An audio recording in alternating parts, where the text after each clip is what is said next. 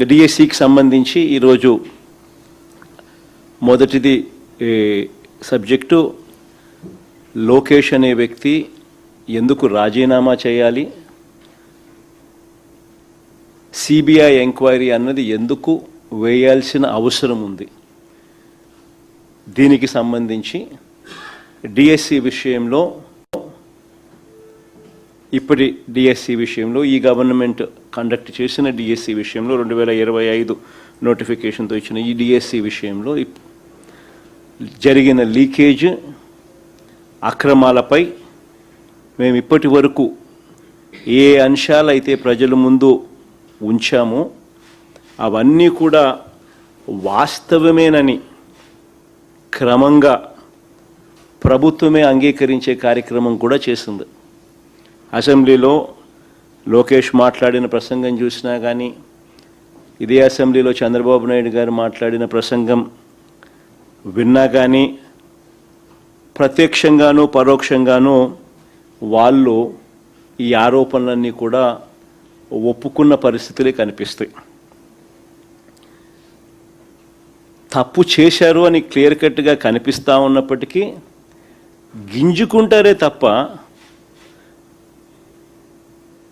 ఒప్పుకొని సిబిఐ ఎంక్వైరీకి మాత్రం ఆర్డర్ ఇవ్వరు.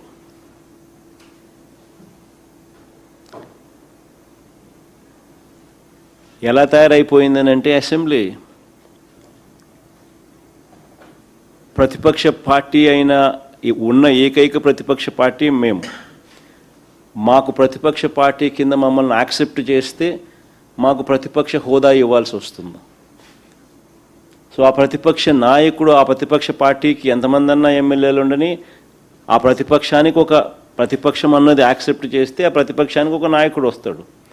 ఆ నాయకుడికి యాక్సెప్ట్ చేస్తే ప్రతిపక్షం అన్న పార్టీ కింద యాక్సెప్ట్ చేస్తే ఆ ప్రతిపక్ష పార్టీ నాయకుడిని కూడా యాక్సెప్ట్ చేయాలి. నాయకుడిగా ప్రతిపక్ష పార్టీ నాయకుడిగా యాక్సెప్ట్ చేస్తే సభా సమయంలో సభా అధ్యక్షుడు చంద్రబాబు నాయుడు గారికి ఏ రకమైన టైం ఇస్తారో అదే టైము ప్రతిపక్ష నాయకుడు కూడా ఇవ్వాల్సి వస్తుంది. కాబట్టి అది ఇవ్వకూడదు అని చెప్పి వీళ్ళు సభ నడుపుతూ ఉన్నారు, ప్రతిపక్షాన్నే అక్నాలెడ్జ్ చేయకుండా. ఇలాంటి పరిస్థితులు అసెంబ్లీలో ఎలా జరుగుతూ ఉందంటే, ప్రత్యర్థి జట్టు లేని చోట బౌలింగు ఫీల్డింగ్ కూడా లేకుండా తండ్రి కొడుకులు ఇద్దరు మాత్రమే బ్యాటింగ్ చేస్తూ ఉన్నారు. బ్యాటింగ్ చేసి వీళ్ళంతా కీలే బ్రహ్మాండంగా బ్యాటింగ్ చేసినామని వీళ్ళంతా కీలే కితాబిచ్చుకుంటా ఉన్నారు. నిజంగా ఆశ్చర్యం కలిగించే విషయం ఏంటంటే, అసెంబ్లీలో ఈ మాదిరిగా బ్యాటింగ్ చేస్తారు కానీ పక్కన మండలిలో 4 రోజుల నుంచి స్తంభింపజేస్తూ ఉన్నారు. ఇదే డిఎస్సి అనే సబ్జెక్టు మీద చర్చ జరగాలి అని, లోకేష్ రాజీనామా చేయాల్సిన అవసరం ఏముంది అని చెప్పడానికి సాక్ష్యాలు ఆధారాలతో వాళ్ళు రెడీగా ఉంటూ, సిబిఐ ఎంక్వైరీ వేయాల్సిన అవసరం ఎందుకుంది అని చెప్పడానికి వాళ్ళు సిద్ధంగా ఉంటూ సాక్ష్యాలు ఆధారాలతో రెడీగా, పక్కన కౌన్సిల్లో మాత్రం డిస్కషన్ చేయరు, డిస్కషన్లోకి రానిరు.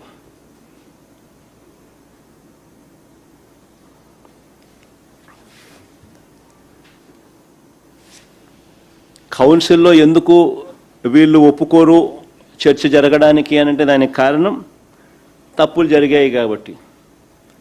అది ఎక్కడ సాక్ష్యాలు ఆధారాలతో సహా బయటపెట్టే పరిస్థితి కనిపిస్తుందేమో అని చెప్పి సిబిఐ విచారణ చేయాల్సిన అవసరం ప్రస్ఫుటంగా అందరికీ కూడా తెలుస్తుంది కాబట్టి.